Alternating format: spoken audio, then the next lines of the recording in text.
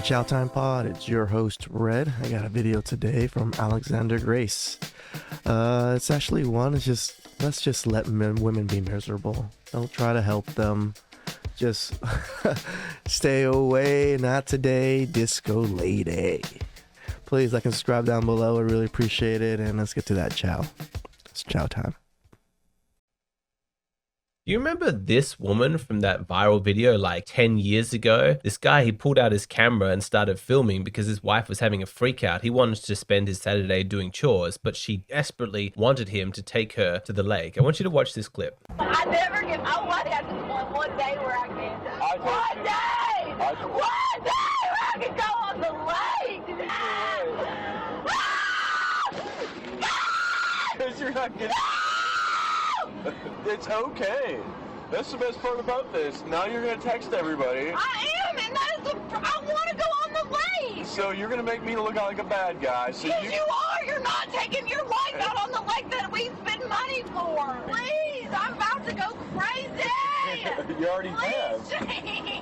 I'm about to go crazy. You remember like a month ago, I posted that video saying the only solution or the only protection against crazy women is filming them. This is a prime example. Of course, he filmed and then it got posted online.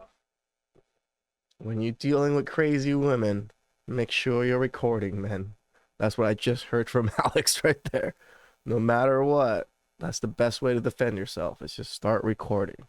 And she divorced him over that. Not a big loss, in my opinion. The reason why I wanted to show you that clip is because what I'm going to explain to you in this video is that some women are just miserable. Okay, it's not circumstantial. It's not an accident. That's just who they are in their personality. They're miserable women. They're irritable. They're anxious. They're depressed. They're angry. They're just fundamentally unhappy with their life. That's who they are. So what would be the solution? If the woman genuinely wanted to change that, well, it would be an honest self-accounting of who she is, what her value systems are, an honest exploration of her own emotions, taking responsibility for negative thought patterns, changing her value system to be more empowering, seeking therapy to recover from any unresolved childhood trauma. In essence, taking responsibility for her own mental state and then making changes. A woman could do that. A miserable woman has that option. But do you know what's a lot easier than doing that? It's convincing a man that it's his fault. Finding some poor sucker and then drilling into his brain that her emotional state is fucking gaslighting. The best thing that women can do to men. And they say men do it all the time, but I swear to God, women do it to me all the time. His responsibility. And that if he doesn't want her to feel all these negative emotions, then he needs to do absolutely everything that she wants. Turn himself into a dancing monkey, an emotional butler that's always at her beck and call and does everything that she demands. The sad truth of the dating market is that there are men desperate enough for intimacy, for relationships, that they'll willingly do that. Yeah. Yes, it's codependent. Yes, it's a blatant distortion of reality, but men have been culturally indoctrinated to believe that it's their responsibility to take care of women, that a woman's emotional state is his fault, and that it's his role, his job, if he wants to be a real man, to make sure that she's never ever unhappy. If you have a situation where a woman is fundamentally unhappy in her relationship, very rarely will outsiders diagnose it as, oh, I guess she's just one of those fundamentally miserable women. Way too often, especially from other women. I think this miserable women thing is going to catch on. We're going to call women miserable women from now on. The ones that hit the wall and everything. The blame will just be heaped upon the man. He doesn't spend enough time with her. He doesn't prioritize her over his hobbies. He doesn't pay enough attention to her. He doesn't spend enough time with her. He doesn't adopt her hobbies. He asks for sex too often. He doesn't make as much money as her sister's husband. Whatever it is. Let me tell you something that you should have been told a long time ago. If your girlfriend or wife is going to be miserable unless you do the next thing that she's asking you to do, then her happiness is not actually dependent on you doing that thing. She's just a fundamentally unhappy person. And if you continue to dance around like a monkey, being her emotional butler, all you're doing is delaying the inevitable. She's miserable. That's who she is. Just let her be miserable. If she's fundamentally unhappy, it's actually not your job to change that. It's not even really within your capacity. If you take on that responsibility and you say, yes, I don't want her to be unhappy, so I'm going to do absolutely everything that she demands of me, and say you spend 3 months being at her beck and call, all, I promise you, you haven't actually changed anything. Her fundamental unhappiness is there. You've just delayed the inevitable. Worse than that, I actually think you've made things a lot more difficult for yourself, because in reenacting that pattern, all you're going to do is strengthen her sense of entitlement. Correct. Like, yes, he's acted this way before. He's always taken responsibility for my emotions in the past. Yeah, it's just like, I think this is what happens with Karens. A lot of men just keep giving women everything they want and ask for, and then these Karens age out, and then nobody's doing these things anymore, and they don't understand fundamentally in their mind why men are not doing these things for them anymore. So that when you do eventually stop that, because it's a batshit crazy strategy, she's going to be more upset than ever. At that point, when you stop giving in to her demands and her expectations, she's not going to just suddenly take responsibility. No, she's going to accuse you of being cruel. How dare you take this support away from me? Now, I'm not saying that it's fundamentally unhealthy to be taking action in order to try and improve your mood. There's something fundamentally human about doing that. You as a man, you've probably got your strategies. You go fishing, you go play golf, you go to the gym, you do something that makes you feel better. But I bet when you honestly reflect upon it, you can tell the difference between when you're taking action to further your happiness and when you're taking action to run away from unhappiness. There's such a difference between these two types of behavior, because when you're seeking to continue happiness, you start from a really positive place. You're already happy, and all you're doing is just keeping those good times flowing. You're taking action in a relaxed manner. But when you're running away from unhappiness, like desperate, like, oh, I don't want to feel that, I've got to get away from that emotion, it's not calm, it's not relaxed, it's very stressful. You bring a certain amount of intensity and anxiety to it, like, I've got to try this, I've got to do this, and you keep changing your mind and shifting from action to action to action as you realize that He's 100% on this. He's right. Most men, I think, are on the latter. Like, we are set to... Oh man, I forgot. Lost my train of thought. that nothing is actually working. Hopefully you know this, that you can't really outrun your own emotions, because if you're going to be a good partner for a woman, you need to understand how this process works inside yourself so that you're... My fault. Now I remember what I was doing. Yeah, this is big for men. It's called corn and video games. These things, I feel like, are the things that help men run away from the problems. Oh, I can't get your women. Well, I got, corn.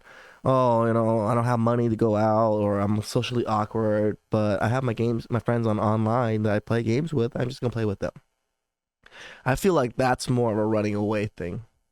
Able to recognize when it's happening for her. Is she trying to outrun her emotions? Is she trying to get you complicit and codependent in that process? Because if so, stop it. You got to learn to trust your gut. If you sense that there's nothing that you can do that's actually going to make her happy, it just seems like an impossible task, then trust your gut. Your instincts are probably correct. She's miserable, so let her be miserable. I'm not saying this to punish her, like, oh, good, let's let women suffer. No, by letting her be miserable, you're actually doing her a favor. She could waste the rest of her life making herself and you and all other people around her completely miserable if she's constantly running away from emotion, trying different things. It's such a simpler solution to just let the emotion come up, to feel it, to grieve it, to let it out so that she can move on. So if you sense that your girlfriend has got this emotional buildup and she's acting really anxious and frantic and she's trying to tell you to do this, do that, stop focusing on the content of what she's saying and just draw attention to the emotions that she's feeling. Decline her requests. She's telling you to do this or that. Just say, no, I don't really feel like doing that right now. What I want to do is talk about how you're feeling. Do not expect a positive response when you first do that. Understand, the brain is hardwired to avoid pain. Nobody really wants to feel unpleasant emotions. There's a reason why we avoid them. At first, she might be really uncomfortable and throw like a little bit of a tantrum. She's like, no, I don't want to talk about how I'm feeling. I just want you to do what you said. Like that woman at the start of the video is like, no, I just want you to take me to the lake. And she's screaming and screaming like, why aren't you doing what I'm saying? Don't get distracted. Hold the course. Don't give in to all these deviations and distractions. Keep your focus on her emotions. Because as hard as processing emotions can be, it brings cathartic relief. It's actually what makes you a lot more calm and relaxed once you finally grieve those emotions that you were running from. There's a reason why women read sad books, listen to sad music, watch,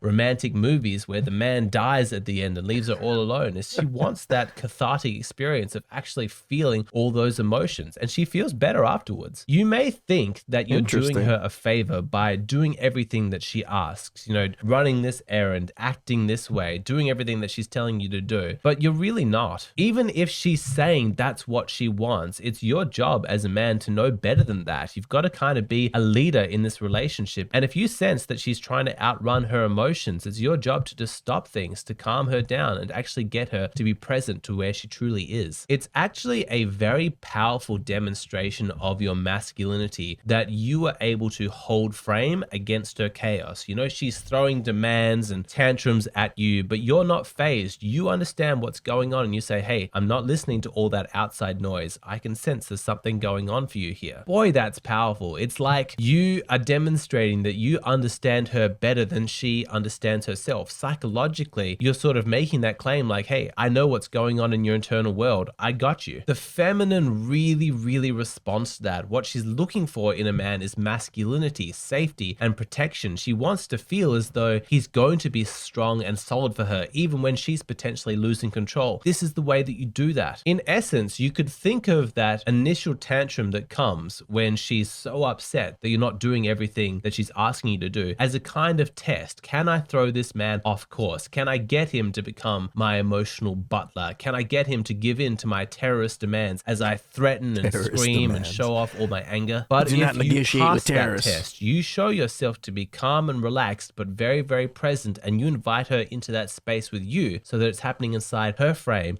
Not only is she going to get the cathartic emotional release that she was craving, but she's also going to be so much more closely bonded to you. This is where the gratitude comes in. At first, you might get screaming and tantrums, but eventually she's like, oh my God, thank you so much for bringing me to this place. I feel so much better. It's not uncommon for couples to have sex after a kind of fight or emotional release like this, because she's going to feel so close and grateful to the man that she wants to express that physically. Of course, in order to be able to do this job effectively as a man, you need to be comfortable with emotions, specifically your own emotions. This is actually a topic that keeps coming up in my recent Patreon videos. But essentially, if you aren't aware of what anger, sadness, fear feels like inside yourself, when your girlfriend's going through those same emotions, it's going to be too intense a mirror. Like, I'm a man, I'm busy trying to repress those feelings, so seeing them expressed in you is just way too difficult for me to handle. And so you run away or you try and shut her down. This is actually when you see that stereotypical like man-woman dynamic play out. You know, when a man tries to solve a woman's emotions like they're a problem, and she's like, God, I just want you to listen to me. Women absolutely hate that. And it comes about because the man is not comfortable being emotional, actually just letting her grieve her emotions and supporting her through that. But if you want to take your mastery of relationships to the next level, this is a skill that you can't afford to skip. You need to understand emotions. You need to understand how they operate inside your girlfriend, and you need to understand what's actually good for her. You may think you're being a nice guy, like a strong man, by putting your own needs last, always doing everything that she wants, taking responsibility for her emotions and acting whatever way that she demands so she never has to feel those uncomfortable emotions. But you're not. You're actually letting her down in a big way. If she's fundamentally miserable at her core, then you need to acknowledge that that's the reality. She needs to look at her own emotions honestly. All the behaviors and all the actions that you're trying to do to solve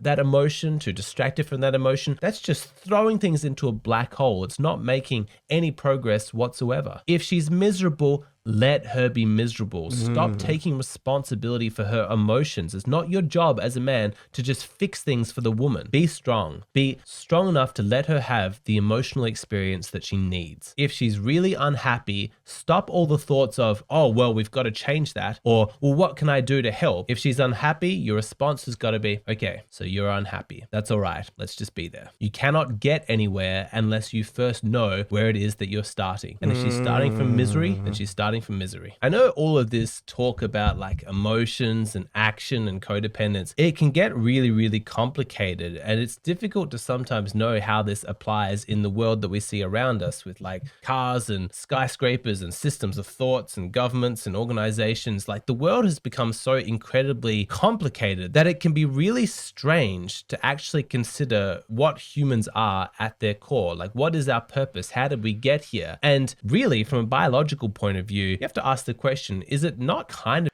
Very interesting, Chow. Very interesting. Yeah, just let women wallow in their misery until they get out of it. Try not to fix it for them. Stop being a nice guy, but understand that what they're going through, just let them go through it. I agree with that, and the makeup sex usually is pretty good at the end. So, like I said, I'm not so knowledgeable on this.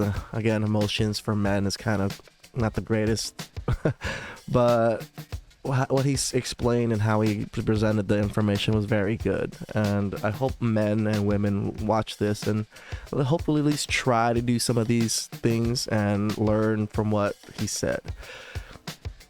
I know men are gonna be like, no, I don't care, I just need a submissive wife. No, you're still gonna need to know some of these things. Not every woman is gonna be able to just be submissive and just handle everything for you. So please like and subscribe down below. I'd really appreciate it, and I'll catch you guys next time. It's chow time.